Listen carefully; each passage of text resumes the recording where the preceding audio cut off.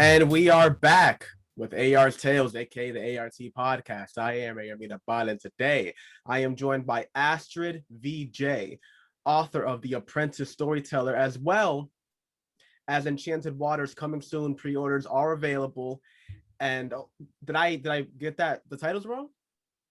This is all right. It's all good. Oh, okay, no, because I saw like a fluctuation. I was like, oh god, I must have messed it up again. But nope, I'm really excited for this one. You have a whole bunch of different things. I believe you're probably the most populated link tree I've ever seen. Has a YouTube, a Wattpad, Inkit, a whole bunch of books for different regions and whatnot. So we'll get into all that. Without further ado, Astrid, how are you doing? I'm doing great. Thank you very much. How are you? I'm well.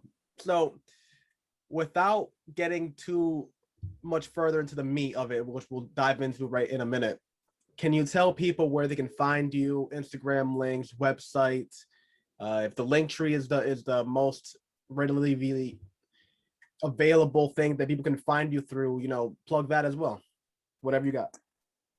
Absolutely. Well, I am most active on social media on Instagram and Facebook. So on Facebook, I'm Astrid V.J, so V.J, and on Instagram, my handle is Astrid.V.J_author_official. Very nice. My books are all available on Amazon. Yes, definitely check that out. If you just go ahead and Google Amazon book store plus Astrid V.J, all her titles will pop up, and she does have a numerous amount of titles and more coming on the way, I'm assuming, right? Yes, absolutely.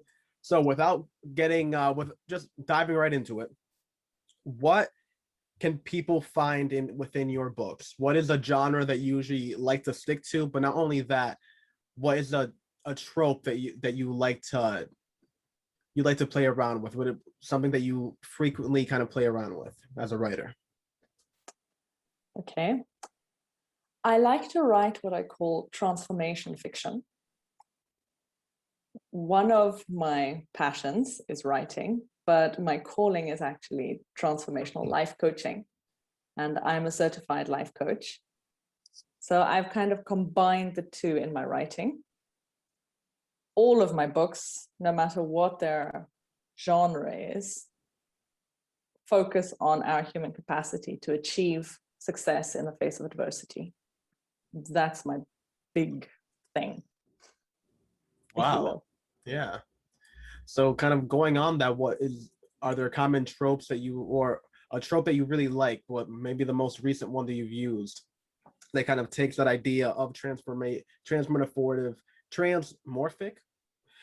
characters and kind of attaches that to emotional background as well as making it relevant to the plot?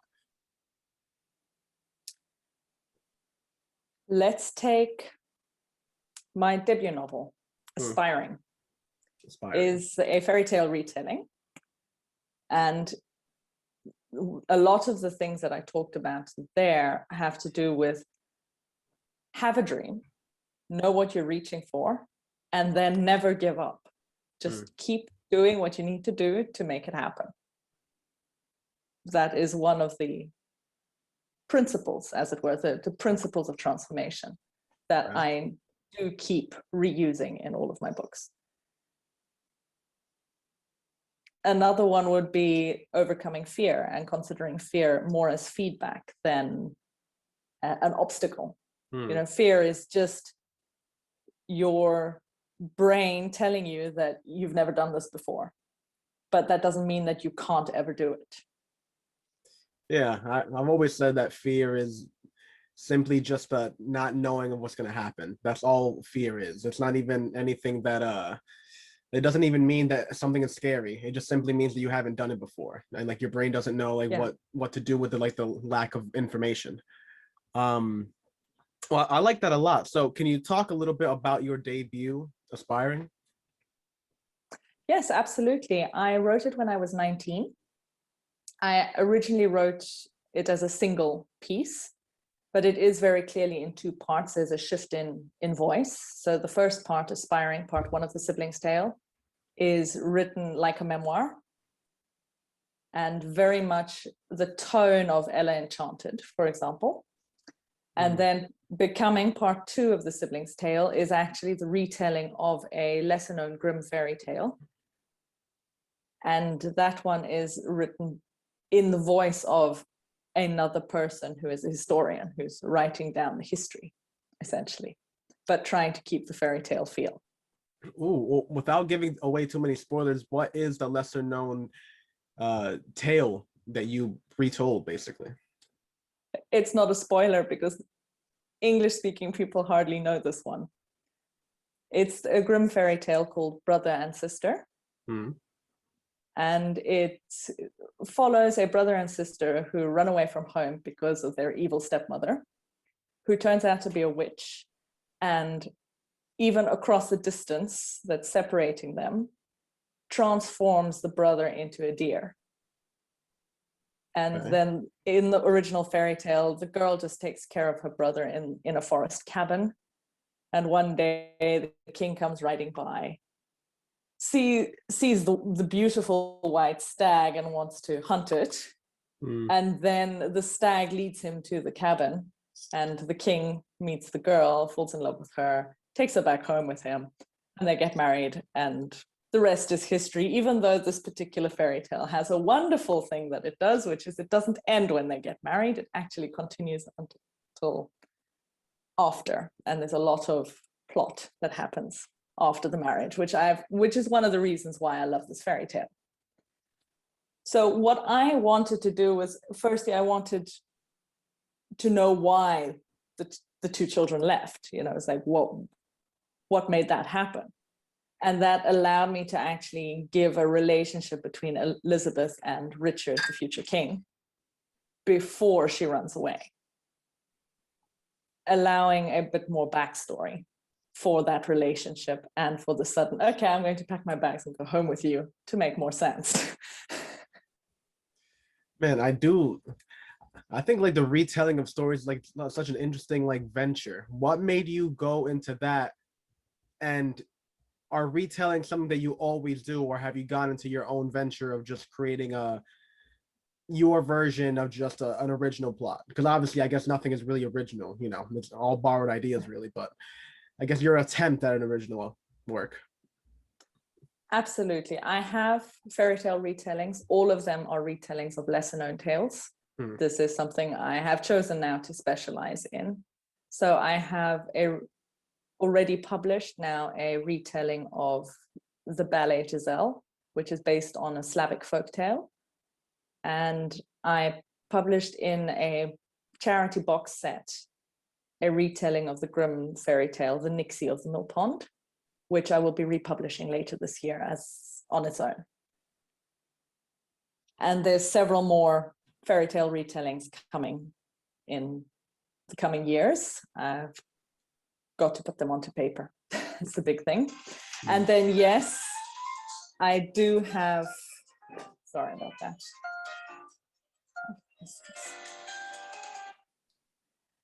I have additionally then, yes, branched out to document stories that have been in my mind for a very long time. So The Apprentice Storyteller is its own thing. And it's generated a spin-off series, The Word Mage's Tales, which are essentially the stories that the storyteller teaches her apprentice. And they, in turn, are invented fairy tales.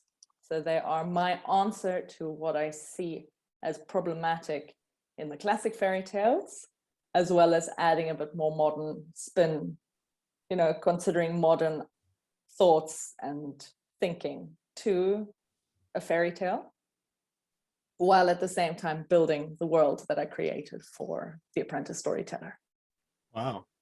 Can you elaborate a little bit more on that, what you feel that is lacking in the classical fairy tale? I think it's not so much that it's actually lacking in the fairy tale itself, it's lacking in our modern perspective of them. A lot of people complain about classic fairy tales like Cinderella, that the message in the fairy tale is about a girl sitting and waiting to be rescued. Now, that's not my interpretation of Cinderella. From a transformational perspective, Cinderella is much more about doing good and doing the right thing, remaining kind despite hardships, and still being able to see the silver linings in life despite awful things happening to you, and then receiving a reward from the universe. So essentially, through that interpretation, the prince doesn't rescue her, because Cinderella saves herself by remaining good and is then given a reward, which is true love and a happily ever after. And that is clearer in the original French fairy tale by Charles Perrault, which is where, it's her mother's spirit from her mother's grave. It's not a fairy godmother who gives her the gifts and helps her with tasks. Wow. So walk me through a little bit, again, without getting too much of the spoilers, of what this original series is, the Apprentice Tales. No, did I get that wrong? The Word Mage's Tales. No, Okay. that's the spin-off. But then what the original is the Wishmaster series, which is the Apprentice Storyteller is the first Apprentice book. There it is, Apprentice Storyteller. And that's the one that's available at the moment. Well, we have a 13-year-old boy who runs away from home because home is just not cool. And he has a dream, and his dream is to become a storyteller. That's what he wants to do. And he's in the middle of nowhere. He has no idea, where his next meal is going to come from. But he's loitering around an inn, and there's a storyteller who performs. And she absolutely captivates his attention. And he gets up the courage to go and speak to this woman in her 50s to ask her to teach him to become a storyteller, to take him on as her apprentice. And she says no. But he sensed something. There's this connection, and he knows that it's there. And then he comes to find out that she is Viola Illyrian, the greatest storyteller to have walked the empire. And he has all these doubts and this criticism of, well, what were you thinking? Of course she's not going to take me on, And then he kind of works through that and decides to try again. And it reaches a point where he's so determined that she just gives up and lets him become her apprentice. And then they go off on an adventure. Yeah, it's usually how it is. You got to wear them down. But how do you get? I mean, are you into history? Like, how do you get the inspiration for these folk tales? Like, do you find them on the internet? Do you go and find the actual historical references and quote those? How? Walk me through that process. The original spark for each one of the shorter tales was a dream. I've had these downloads essentially through dreams where the story came to me. And what I find absolutely fascinating about it is that I've had a dream that fits perfectly into each one of the 10 principles of human transformation. So I have 10 stories, and I have a story for each one of them. Wow. Can you elaborate on that a little bit too? And well, so for example, the companion's tale is about a woman who loses her purpose. She's had her whole life mapped out before her, and then suddenly that is taken away. And she's lost. She doesn't know what to do with her life. And as things progress, she kind of realizes, well, now she has the opportunity to create her own life. And so that is the principle of seeding a dream, of coming up with what it is that you would love to experience in your life. First principle. Wow. Then, for example, we have the one I published recently, The Last Warrior, which is dedicated to the principle of finding your deserving. It's an answer to the feeling that we are faking it, that we don't deserve for good things to happen in our lives, that kind of thing. And that is the main principle that that book talks about. Wow, that's a deep one. Especially like nowadays, like with all the FOMO and like just having like readable access to like people that have like seemingly more than you, but in reality it's just like, you know, them distorting reality a little bit. It's such an interesting concept, especially how like if you map it out, it's not a new concept at all, even though it seems like a lot more prevalent nowadays. And we're still having that issue back when like fairy tales were, you know, things that you said over a crackling fire. Interesting concept. So do you think that you... But so then, to get back to your question yeah. about the history, yes, absolutely. My father is a history buff and it's rubbed off. So for example, another one of the word mage's tales called The Artist and His Muse is very much set in a sort of 18th century setting with, you know, it's sort of, you can start to see the changes coming with Industrial Revolution in Europe, but it's not quite there yet. So that's kind of the setting we have for that particular story. And I'm currently working out Warring Lions, which is a very interesting combination of shifter romance with an epic war theme and the principle of facing your fears, but then set in a sort of historical type setting like the conquest of South Africa by the Brits. For example, the first South African war, where the British invented concentration camps and first implemented a whole host of techniques which they used in colonial wars after that, and that have been applied and used in other wars, especially the First and Second World Wars after. Wow. So that's kind of the historical framework I'm going for this particular story. Now, just to go off on a little tangent, because I am a huge history buff, can you elaborate a little bit more on that period? Because I myself, I'm not that versed in that. I wasn't aware that they invented concentration camps at that period. Okay, well, in 1898, I think it was, the South Africa was divided into 2 colonies of the British and a protectorate, which is today called Lesotho, the Cloud Kingdom of Lesotho, and then 2 republics, which were run by the descendants of the Dutch settlers in South Africa. And the British, before the British, people discovered gold in the Afrikaner area. So it was the Dutch run.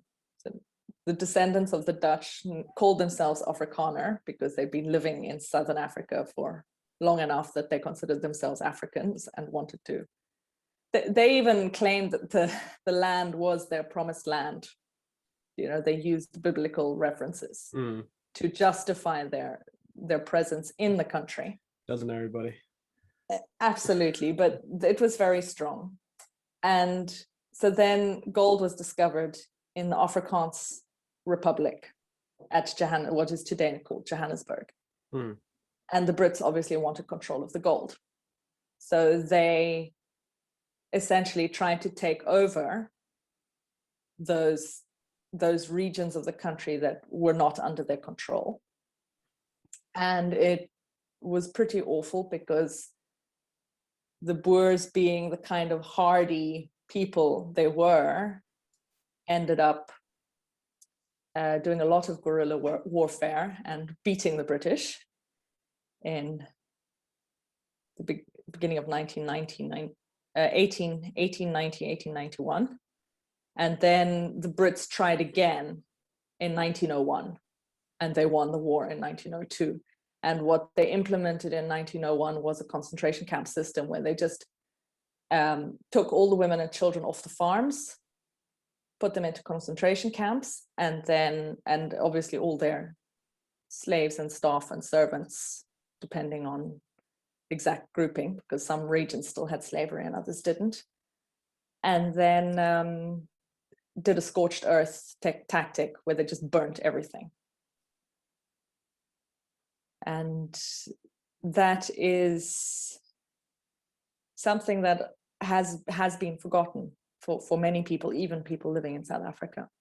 That history has been forgotten. So, I'm bringing it back in this way by looking at what colonial empires did, essentially. Yeah, I mean, yeah, it was intense. I'm more versed on like England and like the whole East India Trading Company and like all the atrocities they did that, and like kind of like the first time that like a kind of a corporation had like a lot of power in like a governmental feel.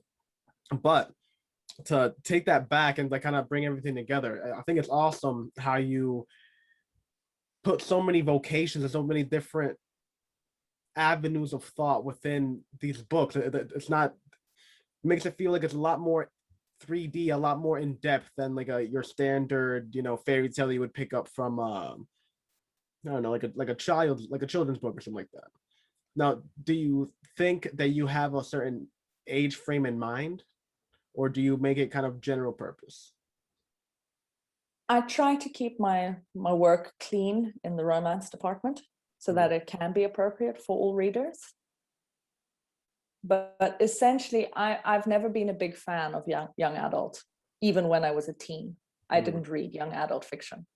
And yes, I mean, there's some good stuff out there, and I've enjoyed some of them, definitely. But it's something that really irritated me as a teenager, the idea that someone felt the need to lower the intellectual level of their writing and the plot and the story because I'm a teen. I mean, I read, well, my mom read Lord of the Rings to me when I was 11. So I did have a different understanding of what my mental capacity was, just because she just pushed me. She just, made it happen, and it was cool. It was awesome. She used to sing all the songs. She invented tunes for all the songs. It was awesome. But that's, that influence of, well, I didn't like those kind of books when I was a teen. So I write, well, what was I looking for? What did I want when I was a teenager? And that wasn't out there. And that's what I write. And so far, I mean, yes, mostly it's adults who read my books, but I get the feeling that they are okay for teens to read. I like that concept. Now, do you think that you'll ever make a more mature fairy tale type of thing? Not necessarily in the romance department, but maybe a little more, I guess, reminiscent to the original Grimm tales that were pretty gruesome in their own nature. Do you ever think that you'll kind of harken back to that concept? Make it a little more horror, if anything? Not really. It's not really my style. But I mean, yes, there are dark parts, especially when we get to the darkness of the human mind. So for example, the Warring Lions, one of the big things that my character Alana will have to deal with is her own capacity for evil. And there will obviously be some pretty horrific things that will have to happen for her to be able to face that aspect of herself. That's an interesting concept, but something that I write about frequently. Like, if going back to the first question, the whole thing of like tropes that like we reuse, I definitely use that trope often. It's kind of like, are we innately good or are we innately bad? The whole like Locke versus Hobbes thing. Where do you stay on that? I stand on the Lucifer effect by Zimbardo, and Jordan Peterson is also quite famous for explaining how this works. And that's the fact that we have the capacity to know the difference between good and evil. And hence we have the capacity to vacillate between the two. But when we feel peer pressure to go one way or the other way, we're more likely to cross, depending on which way we're being pushed. And so, for example, my dad is German, and I attended a German foreign school in South Africa. So that influenced me because history is a compulsory subject in German schools because of the Second World War and the Holocaust. So I, in South Africa, had compulsory history classes where in high school, I spent 6 months of every year looking at the Second World War and the Holocaust, and the other 6 months of the year looking at apartheid and what that did in South Africa.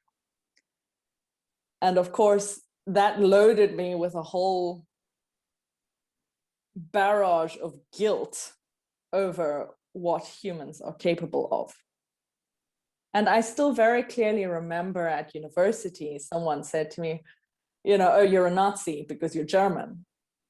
And I remember losing my cool because no, just because I'm German doesn't make me evil. You know, the people of Germany showed us the tendency we have to be able to let evil things happen and to participate in doing evil things when there's someone higher up telling us to do that. Yes. Are you aware of the Stanley Milgram experiments? Absolutely. I had that in my psychology course. Yes. Yeah, me too. I mean, like that basically right there. I mean, you know, all science is just a theory because, you know, we don't have like a guidebook to like what the human nature is. But I think that is the best answer we have to that. It really it's exactly what you said. It really has nothing to do with creed or skin color or religion or anything like that. Like, you know, what you also said in the beginning, anybody will turn any religion, any parable or any phrase they want, and they'll mold it up whatever philosophy they're trying to push on you. You know, we're all capable of it. But the main thing that kind of like pushes that, if there's just a person above you and like you feel like you have to do it, like, you know, you have a choice, but like, I don't know, it's an interesting concept that like authority really does just like rule everything. And it's not like a idea of like individuality or not. It just seems to be a thing that kicks on. Absolutely. And it's very, very powerful. It's also very interesting because it's tied to the concept of belonging. It's being an insider versus an outsider to a group. And this is a one that I've actually watched at its very core. And it was just immensely fascinating. As two examples. The first one was my son at his very first rugby tournament. He was 5.5 years old. He'd never been to a rugby tournament before. And his team was there, but he knew the other children, but he kind of, it was weird because it was a different rugby pitch. It wasn't at the normal club and everything was just weird for him.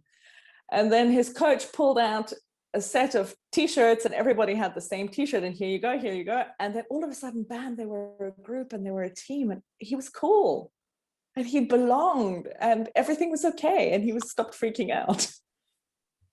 So and then the other example was at my recently my workplace for my day job did a sort of team building effort, and we went to one of these two places where you do a whole series of activities, and then but you're divided into two teams. And within seconds of our two teams having been established, there was this massive rivalry going on between people who work together and have a great time and a very positive work relationship. But my colleagues were talking it down to each other. They were making nasty comments. They were making rude jokes, and things that we don't happen in our very nice and comfortable work relationship. It was And it was really, really fascinating to watch. I was quite amused because they were all having at it, and I was sitting there like the psychologist.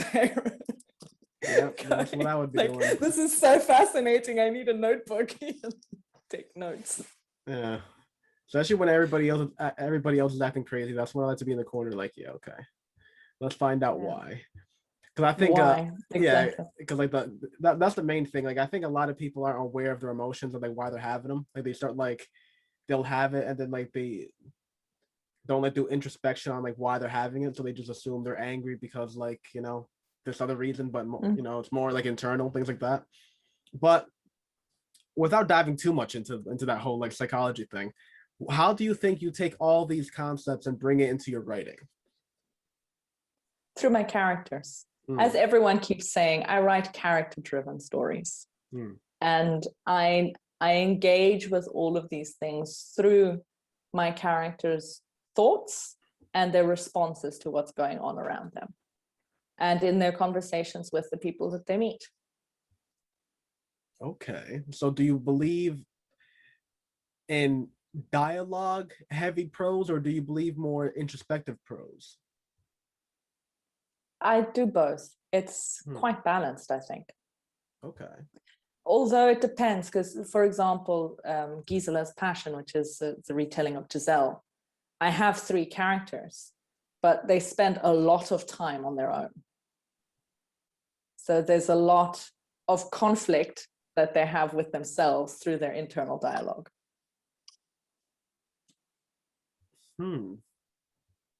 How do you deal with conflict?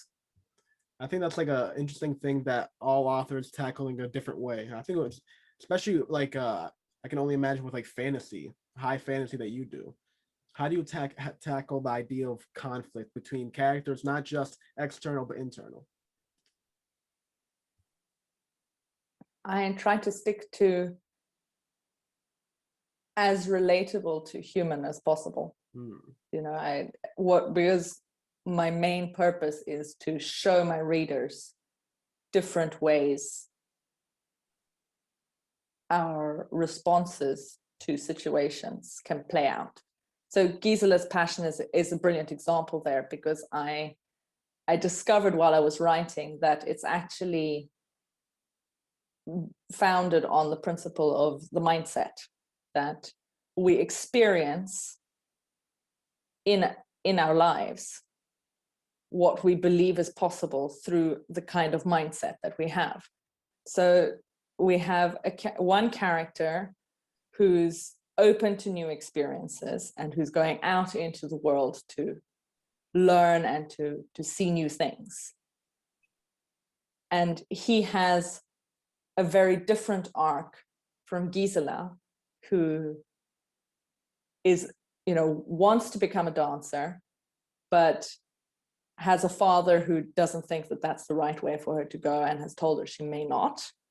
And then she's personally telling herself that it's not possible and what she wants is not possible.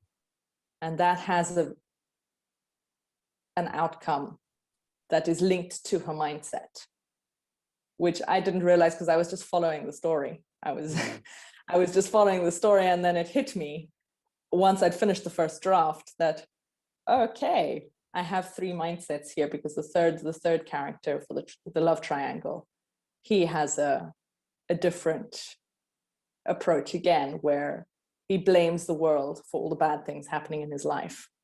And he has that kind of mindset. And so I play these 3 mindsets off each other and show, to a certain extent, why the open mindset that's willing to learn is going to be more successful than the other 2. No, that's awesome. Because again, it's allegorical in nature. It's not putting it in your face. It's not like telling you automatically. No. It's not like, giving you the answer after like a long amount of like a monologuing or prose, but it's something that you just naturally, it's like life. It's like you're almost experiencing life, basically, a little portion of it, a little snapshot of it. I like that a lot. So walk me through your current, works, how everything is going with your 2, The witchcraft saga, witch apprentice, no. Wishmaster. The apprentice storyteller is Witchmaster. part of the Wishmaster. Yes. Yes, like God, I keep on Right. butchering those. I should have had that in front of me, but I'm going off memory here. It's fine. So yeah, Right. walk me through it. Go ahead. You'll do it a lot better justice than I could. Okay, well, the apprentice storyteller is the first story in the series, and it's where the boy meets his Oh, great, you have it. Nice. master storyteller to teach him how to tell stories. Yep. And they have their grand adventure, and then at the end of the book, they go their separate ways for a very particular reason. And so the next book, which I'm going to be working on for the autumn of this year, the plan is to write it this year and then publish it next year, is Finding the Way, which is the rest of the storyteller's story. And then following that, I will, in 2 volumes, complete the arc of what happens to the boy. Oh man. And this one, awesome. This one is really, really fascinating for me, because I came up with the original idea over a decade ago. I had these short stories that I'd dreamt, essentially, and I wanted to use them. I wanted to write them, but I didn't like the idea of having a short story collection that was not interconnected in any way. So I wanted a frame story, something like 1001 Nights, just to use a popular reference. Okay. And that's when I then came up with the idea of a storyteller who teaches her apprentice these stories. But then it expanded, because as I did my life coaching certification, I realized that there was more to this story, and that was why I'd been getting stuck on it. So I had been facing writer's block with this story, and I discovered that my writer's block was because I personally hadn't developed to the level to be able to write the story yet. And as soon as I understood what my missing piece was, I wrote the novel in 3 weeks. And so essentially the missing key, that missing link, is the fact that the boy teaches his storytelling master about life, and teaches her the principles, the 10 principles of transformation, so that she can transform her life, because she's been living a rather unhappy, if successful, life. Huh. And did you draw from that from becoming a mother?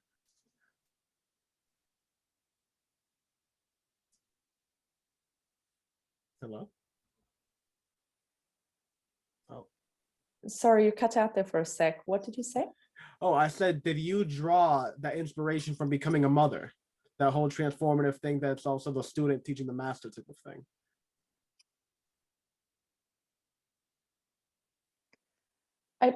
It might have had something to do with it, definitely. I mean, I was on my parental leave when I did the certification, so it may definitely have influenced me. And definitely, I mean, I've learned so much from my children, and I continue to do so every day. And it's a thing that I think we often forget, is the wisdom of children. Another thing that I wanted to explore with this character, the boy, is that whole idea that we have in the Christian Bible, that Jesus, as a 12-year-old, went to the temple to preach to the Pharisees. And, that's quite something to think, if you think about it, because, that's a 12-year-old boy talking to these people who are theologians, who have studied their religious text for decades, and he's teaching them. And I wanted to explore that a little bit, because he is a bit of a messianic character. Now, while I definitely agree and have some, can you imagine that history is just a little bit skewed on that part?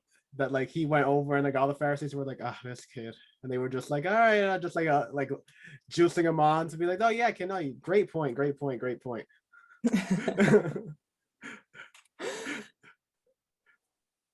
Well, this was the thing that I wanted to look at, was what would that look like? What would a child who has some communion with a deity, with a higher power, what would that experience, what would it be like to be around a child like that? And I mean, yes, definitely there are undoubtedly things that we adults cannot explain with our rational minds, and that we kind of block out, but that children are more receptive and open to. I mean, generally, it's more common for children to have supernatural experiences than for adults to do so, for example. And often, yes, we just brush it off as part of their imagination or their inventiveness. But the more I delve into my work as a transformational life coach, and the more I read, I find that, well, maybe not. Science can't explain everything. There's a lot of stuff that's very weird from coming out of,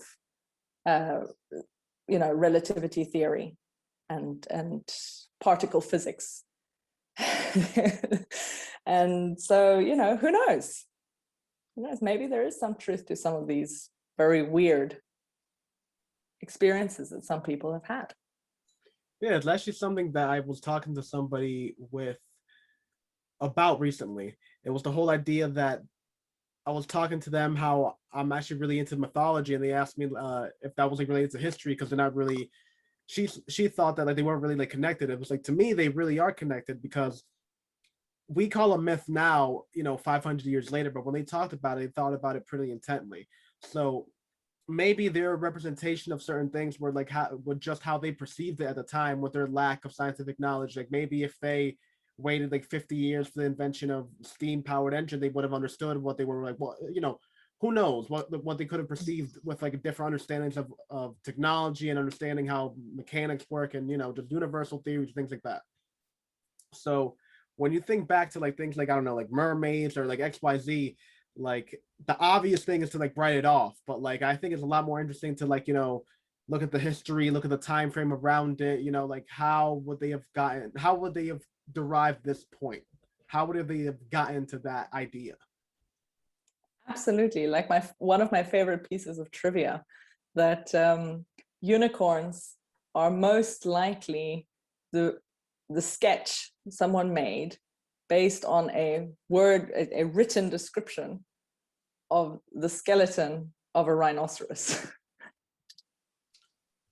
Because rhinoceros's bone structure is very similar to a horse. Man, that is interesting. Oh, that's interesting. Oh, of course. There's no internet. There's nothing in Google to verify that. Like, it's like, oh no, that's a rhinoceros. You would just draw that, and then like that would be it. That would be the end of it. Exactly. And I mean, it's not like you can bring a rhinoceros from Africa to Europe, yeah, for them to see this creature, because I mean, it's not like you can get it onto a wooden ship.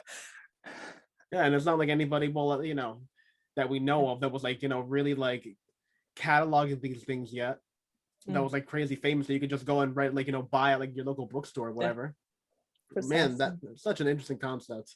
And like all the like local myths that people have about like the chupacabra and things like that are really just like certain animals that like have like weird digestive habits that we can't see. Like I think only like last week they discovered an animal that hadn't been seen in like 15 years, something like that. It looks like a huge bunny. And I'm talking about like a huge bunny. Like it looks like a fat, huge, thick, koala-sized bear bunny. It's like really interesting. And the amount of and that's with what we have with technology. It's so interesting to think what we don't know, and not just from a scientific aspect, but from like a fantastical aspect. But to bring it back to like the book series and how all these like kind of ties together. So you have the first book out, available now. You can buy it off Amazon. Yes. Make sure to do it. Well worth the read.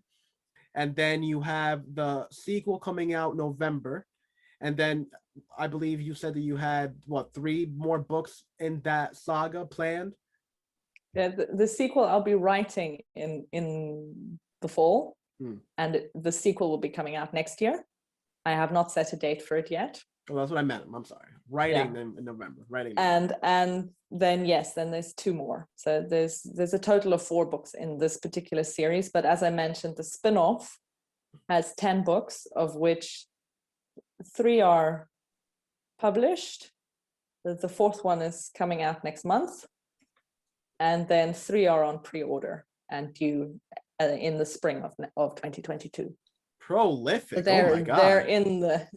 They're in the works. So if you enjoy The Apprentice Storyteller, you can continue revisiting the characters, because each one of the shorter novellas actually contains a prologue and an epilogue with the storytellers in it. It's sort of related to, linked to the Apprentice Storyteller. Very cool. Very cool. Now we're approaching the end here, so I want to ask, what is the deal with Enchanted Waters? It's out on pre-order right now. What is the deal with that? Yes. Enchanted Waters is my first chance of being able to really give back.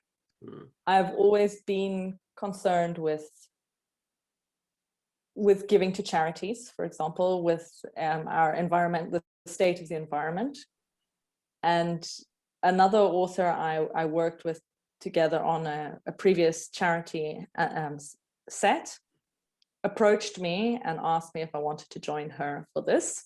Her name is Alice V.J, and she's got some amazing fantasy novels. So if you don't know her, she's a great author to follow, because she writes characters with disabilities in fantasy, which is incredibly rare.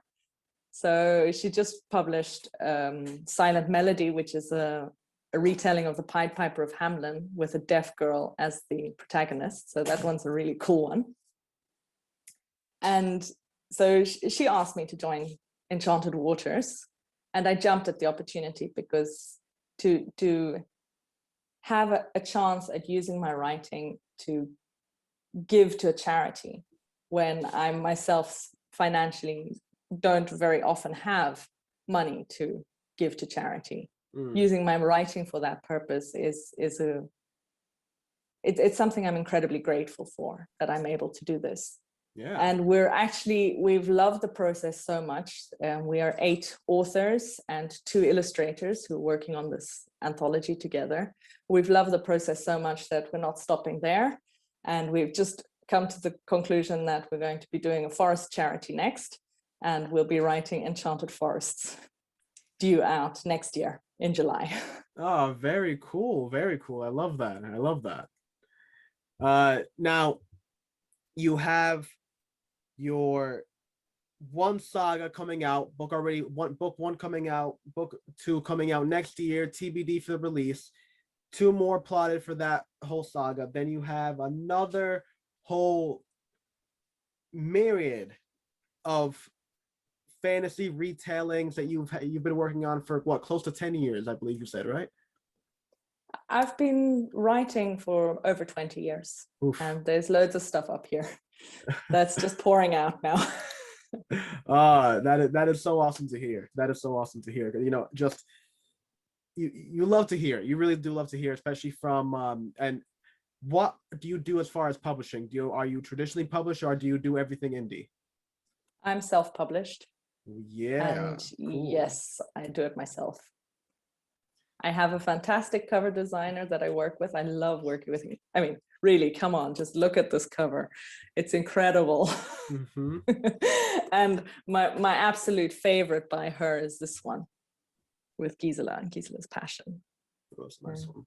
It's really awesome. So yes, I have my cover designer whom I work very well with, together with, and I have now found an editor that I work well with too. And that's it, you know. With that, I can manage the rest. I do my own formatting. I'm very particular about what my books look like on the inside. Yeah, me too. I just finished that. I just finished mine up today. My God, it took so long. Uh, But but I'm actually amazed at how fast I can do it, actually, consider, or how quickly I'm able to make my vision, come out into reality. yeah, it's not Most of that. the It's time. fixing the errors after. That's what it That is true. is. And so do it right the first time All the around. random orphans and all the random things that pop up, and of course you never see it until it's like on Amazon ready to go, and like, oh, of course now I got to do it and reach and reconvert it from the PDF into the EPUB again. But where can people expect the future of Astrid V.J? What do you have in the pipelines, not just with writing, but with everything that you're doing? What can people expect from you in the coming year and then the years that follow? Well, I would like to expand the life coaching into being my day job. At this point in time, it's something that's there hovering, but it's not actually integrated in my work life at the moment. And another thing that I've been dabbling in that I would like to move towards more is the beta reading. I have had the opportunity to beta read for a lot of other authors and had enough feedback to see that I'm actually really good at it.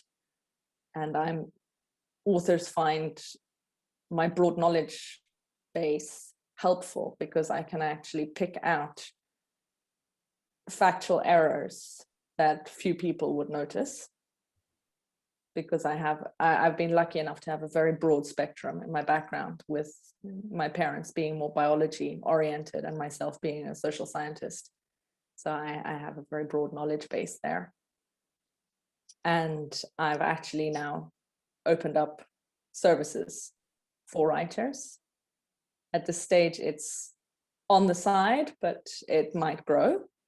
I hope it will grow because I have a lot of fun doing it. It's very rewarding work. Well, plug it. Where can people find you? In my link tree, I'm on Fiverr. It's my services for writers, or you can find me as Astrid Johnson on Fiverr. Okay, Astrid Johnson on Fiverr. So, yeah. Again, absolutely everything that you've heard about as far as her stories and everything coming out, Enchanted Waters, Apprentice, everything. You've heard it all. They are all available on Amazon page. You not only can follow her, but you follow the author and you'll get notifications every time that she drops something, every time that a pre-order is available, you'll know immediately. And on top of that, you can also find her on Instagram. You can interact with her. Everything is available. Yes, and Instagrammers, no, I'm, as I mentioned, quite active on Instagram, and I let my followers know about special opportunities. So for example, now with Enchanted Waters, we did make advanced review copies available. And so I let all my followers on Instagram know that this opportunity existed. And there were a lot who were very grateful for the opportunity to help out and get a free copy of the book. Oh, of course. Oh, that's always awesome, huh? Now, I saw that you had a YouTube page. Are you active on that as well? Do you post videos regularly? I post my video trailers, my book trailers regularly, yes. Oh, very cool. I'm less regular about things like my analyses of traditional fairy tales through the perspective of transformational principles. And I also have a video series about my debut two-part series, retelling of Brother and Sister, with themes that I'd worked into it. I think I have 3 videos out on that one and many more coming. Well, again, plug that. What is the channel? Where can people find it? It's YouTube. You search Astrid V.J. and you'll find me. That's the channel's name, Astrid That's Astrid V.J. Yeah. Perfect. Awesome. So much great things from this author. So many great things coming. Just really excited for you, and thank you. I can just wish you the best and blessings and everything that there is. So what are your final thoughts? What are the last things you would not want to tell the prospective readers out there, but also aspiring authors and professional authors? your little outro. Sure, absolutely. Well, keep doing what you do, because only you can do the thing that you are passionate about. You can only you can make it happen. So just like I was tired of the common classic fairy tales and have now found my niche in the retelling of lesser known fairy tales, and have people who absolutely adore the fact that they get to learn about new fairy tales through me, or the fact that I am passionate about human transformation and have incorporated that into all my books. I recently had a reviewer who commented on that having that personal aha moment while reading one of my books that helped her overcome something that she was facing. That is what it's all about for me. Yeah. And so every person has their unique thing that they need to do. So go out and do it. I like that a lot. So again, just to wrap it up, where can people find you? What is the Instagram handle again? What is the Linktree handle? Your little plug for that. Where can people find you? Right. The Linktree and the Instagram is the same handle. It's Astrid.V.J_author_official. And my Wattpad and YouTube channels are Astrid V.J. And you can also find me under Astrid V.J. on Amazon. Some of my books are available wide, so you can search in Barnes and Nobles and Scribd and iBooks. Some of them are there. Very, very awesome. Just outstanding. Great stuff. Thank you so much for everything. This is the end of the podcast. A.R. Tales, aka the A.R.T. podcast. I've been A.R. Mirabal. This has been Astrid V.J. And again, just from the bottom of my heart, thank you for so much for the episode. Great time. Check with us on Friday for our next group cast, Monday for our next author interview. And watch out for my book, which is now officially going to be out. June 21st, 2021 is when it released. By the time that this episode released, it will have been released. So make sure to go ahead and cop that. And a new podcast coming out, Authors Anonymous, with the co-host Carolyn Rose Potts. Another great stuff, a lot of great stuff coming for you this month and this year. And again, make sure to go on Amazon and pick up Astrid's latest works. Peace out, yo.